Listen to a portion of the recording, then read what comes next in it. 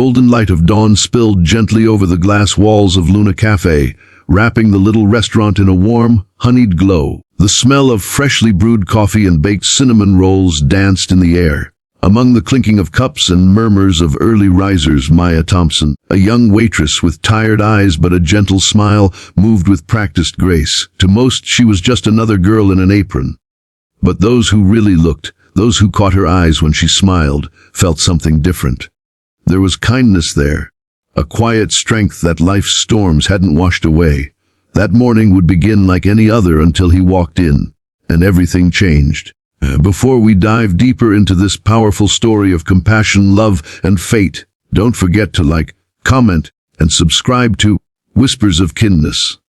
Your support helps us share more real, emotional stories that touch the heart and remind the world that kindness still matters.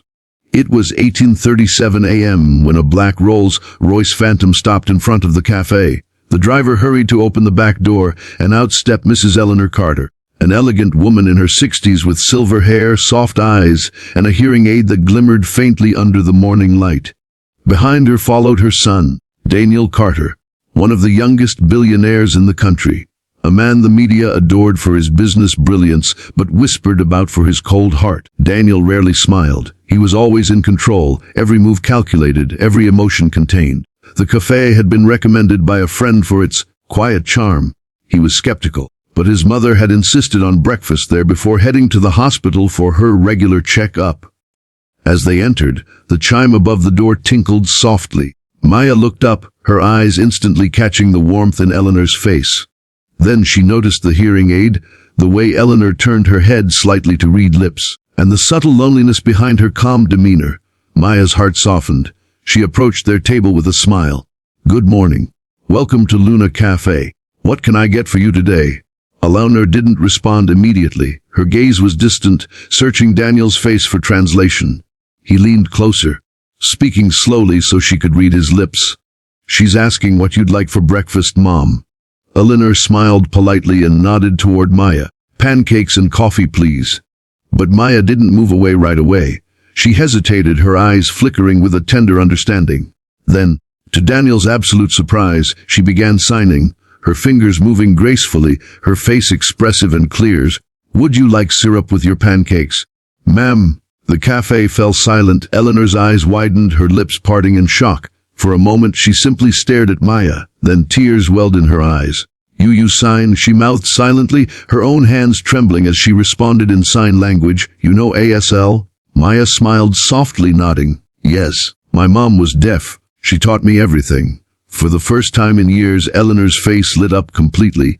A laugh, half sob, half joy, escaped her lips. The customers nearby stopped eating, watching in awe as the young waitress and the billionaire's mother conversed in a flowing, silent dance of hands and hearts. Daniel just stood there, stunned. He had seen deals worth billions fall through without a flicker of emotion. But now, watching his mother's face come alive, his throat tightened. He hadn't seen her this happy since his father died. After a few minutes, Maya took their order and walked back toward the kitchen. But Daniel couldn't take his eyes off her. Too, when the food arrived, Eleanor was radiant, laughing silently as she told Maya stories through signs. She told her about her late husband, about how Daniel had learned to say, "I love you," in sign language as a child, but stopped using it as he grew older. Maya listened, smiling, her eyes glistening. "You must be proud of your son," she signed warmly. Eleanor smiled sadly. "I am, but he's forgotten how to listen with his heart." Daniel watched, a lump in his throat. After breakfast, as Eleanor stepped out for a short walk, Daniel lingered behind. He looked at Maya, this ordinary waitress who had somehow made his mother smile more in 20 minutes than he had in years. "Thank you," he said quietly. Maya shook her head. "You don't have to thank me. Sometimes, people just need to be seen." Her words stayed with him long after they left the cafe. Days passed, but Daniel couldn't forget her. The sincerity in her eyes. The way she had treated his mother like she mattered, not like a burden or a charity case. He found himself visiting the cafe again, first with excuses. Mom wanted to come again, and then alone.